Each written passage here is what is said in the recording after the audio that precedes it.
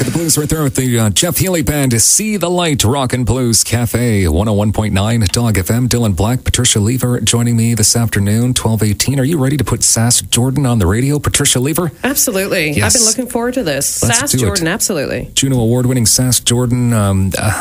Sass, how you doing this morning? I guess, well, this morning for you, because you're down in California.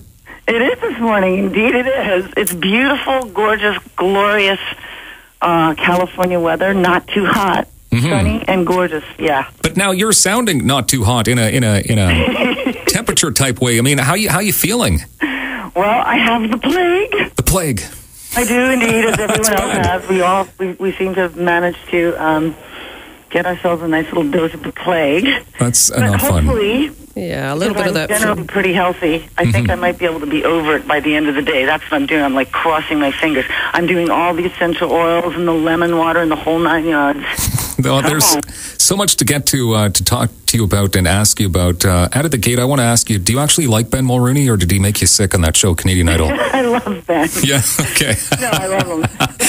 All right, of course, you judged the show for a number of years. We got that question out of the way. Patricia, you wanted to ask Sass something? The Ben Mulrooney question right out of the gate, right? It's funny, though. Why do you... I want to know why you thought that, but you can tell me that later. Off air, yes. Yeah, all right. Now, you've had incredible, Sass, you've had incredible longevity and success in your career, and as an artist, you've displayed that versatility in not only your singing, but your acting. What's your secret to longevity? As a matter of fact, intriguingly enough, I'm writing a book about that as we speak. Fantastic. Because I get asked that question all the time, so I figure, it's about time to go out there and talk to people about it. I actually have a stash of this amazing drug that I discovered in the dark depths of Africa back in 1973. Really? Is it topical? No, I'm totally lying. Yeah, I was wondering where this was headed. I think she's lying, Patricia. Both of you are going like, serious? Well, you are Sass Jordan. Anything's possible, right? Absolutely. You could have had me going. I'd say, really? I'm buying it. Where can I get it? I'd be so dang wealthy. We'd all be on an island somewhere doing workshops. No kidding. Okay, the short answer would be that I think if you love what you do in life and you basically love a lot, as cheeseball as that sounds, love people, love everything, it's a choice that you have to make, and sometimes it's a very difficult choice to make because it's a lot easier to hate some of those losers. But anyway, you know what I'm saying? It's just, if you can just sort of stay in a more loving type of vibration as much as you can, and you love what you're doing, I think right there you've got 50% of the whole thing. The rest of it would be, lifestyle choices. Passion is your fuel. I think so. I think it is for everybody. That feeling of like, why the heck am I here? What am I doing here? Is this a waste of, should I not be here? This is the Matrix. This is us, the final frontier. All right. Sorry, I'm insane because it's early in the morning. Early in the morning, I'm always nuts. Well, you've been focusing on this new band as well called Something Unto Nothing.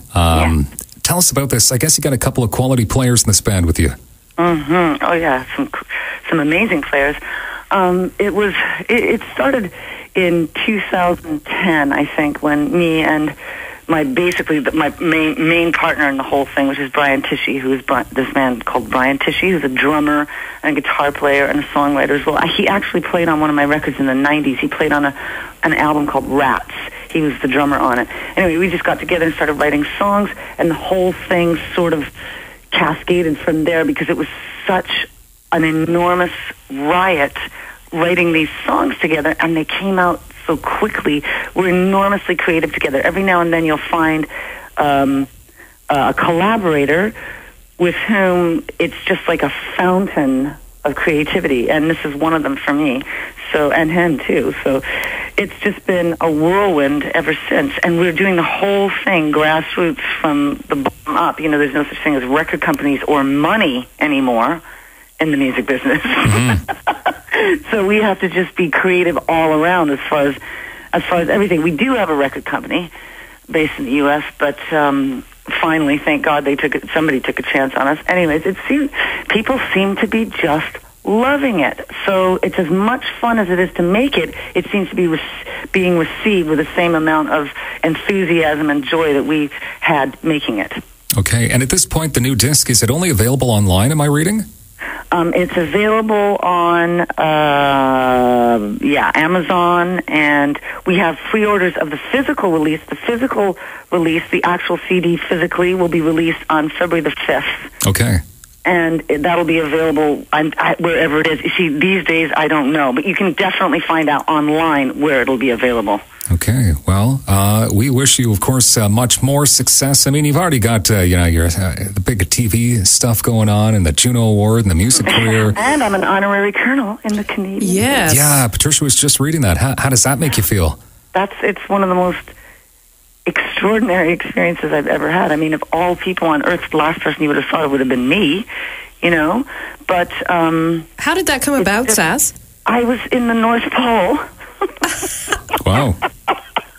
No, that's true. That's actually You're not pulling my leg again. I'm not searching out the amazing drug that would keep us going forever. And no, I was in the North Pole doing, like a USO tour, but the Canadian version, like the Canadian, the Northern, for the forces. Anyway, and I was doing a show up there, and the station warrant officer said to me, would you ever consider being an honorary colonel for my squadron up in Cold Lake? And I'm like, yeah, sure. And then I'm like, wait a minute, wait, what is that? I don't even know what an honorary colonel is. Like, my knowledge of military was extraordinarily slim. I knew nothing. There was the Army, and to me it was all the Army. But it's not. There's the Air Force, the Army, and the Navy. Who knew? I did not know, but now I know. I know so much more now. It's insane, of course. But that's how it started. And then you go through this incredibly long screening process where they make sure that you're not like a serial murderer or any of those things. And, which is necessary. I mean, it's a very prestigious title and position. So you take it seriously. We're actually making a television show about it too. We're in the midst of working on that too. That is when cool. I say we, I mean me and the production company. Very cool. These things all take forever. Everything takes forever. If I'm still alive by the time it comes out. Oh, you'll be around for a long time, Sass. Yeah, I know. I'm like a cockroach. We can feel it. Well, somethinguntonothing.com, the website, the new band, I guess, could go by Sun. And we're going to play a new track as well off the CD. It's called I'm the One. Sass Jordan, Canadian icon. Thank you so much for joining us this afternoon Thank right you, here on Sass. DAWG FM. My pleasure, you guys. Hang in there and don't get the plague. No, we won't. We promise. No Try not flu. to. No flus for us. Hi to your listeners. Here's I'm the One, 101.9 DAWG FM. We are rocking the blues.